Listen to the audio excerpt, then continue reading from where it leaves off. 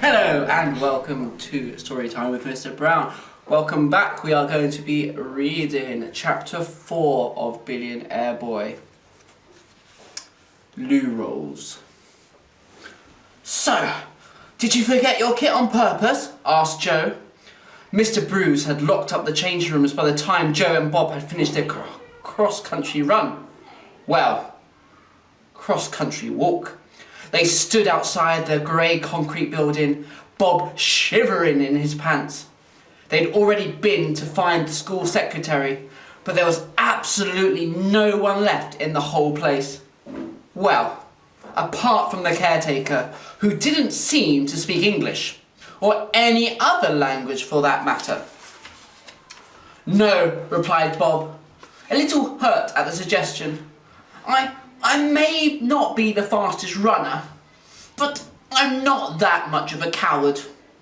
They trudged through the school grounds, Joe in his singlet and shorts, and Bob in his vest and pants. They looked like two rejects from a boy band audition. So, who took it? Said Joe. I don't know. It might be the Gubs. They're the school bullies. The Gubs? Yeah. They're twins. Oh, said Joe. I haven't met them yet. You will, replied Bob dolefully. You know, I feel really bad about taking your birthday money off you. You don't have to, said Joe. It's fine.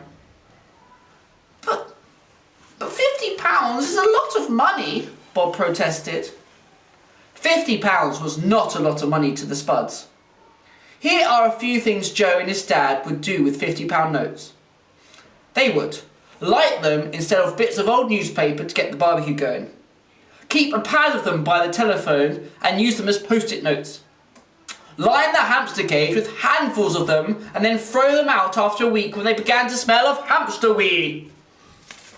Yuck. Let the same hamster use one as a towel after it's had a shower. Filter coffee through them. Make paper hats out of them to wear on Christmas Day. Blow their noses on them. Spit chewed up chewing gum into them before crumpling them and placing them in the hand of a butler, who would then put them in the hand of a footman, who would then put them in the hand of a maid, who would then put them in the bin. Make paper aeroplanes out of them and throw them at each other. Wallpaper the downstairs loo with them. I never asked, said Bob. What does your dad do? Joe panicked for a moment. He makes loo rolls, he said. Only lying a tiny bit. Loo rolls, said Bob. He couldn't suppress his smile. Yes, replied Joe defiantly. He makes loo rolls. Bob stopped smiling. That doesn't sound like it pays all that well. Joe winced. No, it doesn't. Then I guess your dad had to save for weeks to give you £50. Here you go. Bob carefully handed the now slightly crumpled £50 note to Joe. No, you keep it, protested Joe. Bob pressed the note into Joe's hands. It's your birthday money, you keep it. Joe smiled uncertainly and closed his hands over the money. Thank you, Bob. So, what does your dad do? My dad died last year. They continued walking in silence for a moment. All Joe could hear was the sound of his heart beating. He couldn't think of anything to say. All he knew was that he felt awful for his new friend. Then he remembered that when someone died, people sometimes said, I'm sorry. I'm sorry, he said. It's not your fault, said Bob. Well, I'm sorry he died. I'm sorry too. How did he? You know. Cancer. It was really scary. He just got more and more ill.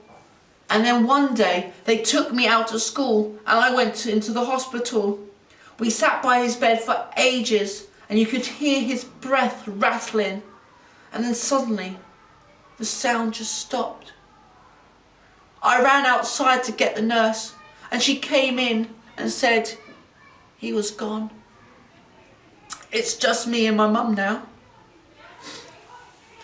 What does your mum do? She works at Tesco's on the checkout. That's where she met my dad. He would shop on Saturday mornings.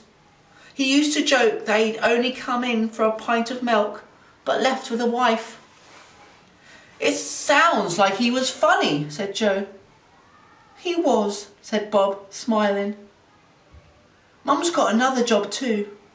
She's a cleaner at an old people's home in the evenings just to make ends meet. Wow, said Joe. Doesn't she get tired? Yeah, said Bob. So I do a lot of the cleaning and stuff. Joe felt really sorry for Bob. Since he was 8, Joe had never had to do anything at home. There was always the butler or the maid or a gardener or the chauffeur or whoever to do everything. He took the note out of his pocket. If there was one more person who needed the money more than him, it was Bob. Please, Bob, keep the 50. No, I don't want to. I'd feel bad. Well, let me at least buy you some chocolate.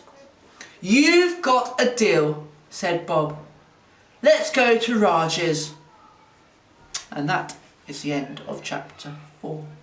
Join us next time for chapter 5. Goodbye.